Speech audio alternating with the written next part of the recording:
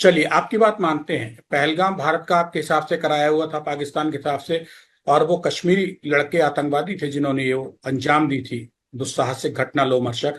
मैं ये जानना चाहता हूं, जब पाकिस्तान इतना बहादुर अमेरिका का दोस्त है, चीन का दोस्त है, दुबई जैसे तमाम मुस्लिम कंट्री उसके दोस्त हैं, बांग्लादेश भी आप अपना दोस्त बता रहे हैं, तो सवाल ये पैदा होता है, ऑपरेशन सिंदूर जब हुआ 6-7 मई 2025 की रात कोहराम मचाया था भारतीय वायुसेना ने, तो पाकिस्तान ने मुंहतोड़ जवाब क्यों नहीं दिया? अमेरिका और चीन क्यों नहीं टूट पड़े? बांग्लादेश भारत पे क्यों नहीं टूट पड़े? सब खामोश क्यों रहे सिवाय टर्की के? और कोई क्यों नहीं आया पाकिस्तान के साथ में? आपके तो देखिए, दोस्त हैं सब। पाकिस्तान के साथ आने की जरूरत नहीं थी। इन तमाम ममालिक को पता था कि पाकिस्तान एक अजीम मुल्क है, पाकिस्तान की आर्मी एक अजीम आर्मी है, पाकिस्तान की एयरफोर्स एक शाहीनों की फोर्स है। ये अपना बदला लेना भी जानते हैं, अपनी हिफाजत करना भी जानते हैं। मैंने आपसे अर्ज की शुरू में कि फिर मोदी जी ने जब नजर आया कि मेरे शाहीन घुस गए हिंदुस्तान में और हिंदुस्तान में तबाही मचा देंगे, आपका तमाम प्रोजेक्ट बंद हो चुके थे, तमाम आपके नेविगेशन सिस्टम पे हमने कंट्रोल हासिल कर लिया था, मालूम कीजिएगा आप अपने लोगों से मालूम कीजिएगा, कंट्रोल हमारा था हिंदुस्तान के तमाम आपके नेटवर्क पे। तो इसलिए उन्होंने कॉल की और उन्होंने कहा बचाओ माई बाप हमें।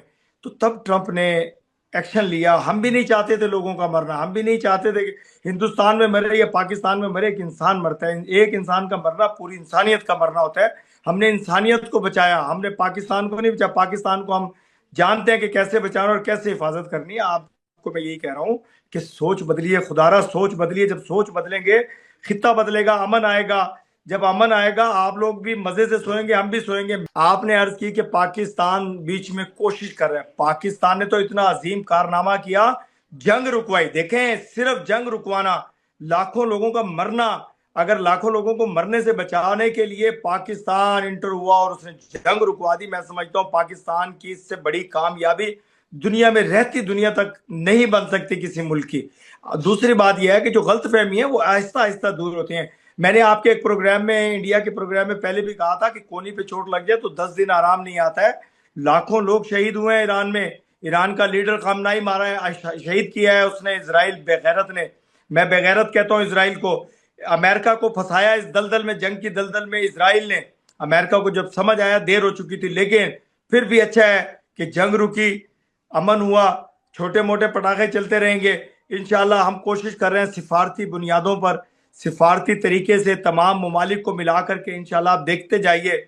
आप ये देखिए, इस जंग के बाद जो आपने अभी बात की ईरान की और इसराइल की जंग, इसके बाद देखिए पाकिस्तान कहाँ खड़ा है, हिंदुस्तान कहाँ छुपा हुआ है बिल्ली की तरह। मुझे बताइए, सिर्फ एक जवाब दीजिए कि हिंदुस्तान के साथ एक मुल्क नहीं है, पाकिस्तान के साथ पूरी दुनिया के ममालिक खड़े हैं और पाकिस्तान जिंदाबाद के नारे लगा रहे हैं तमाम ममालिक में।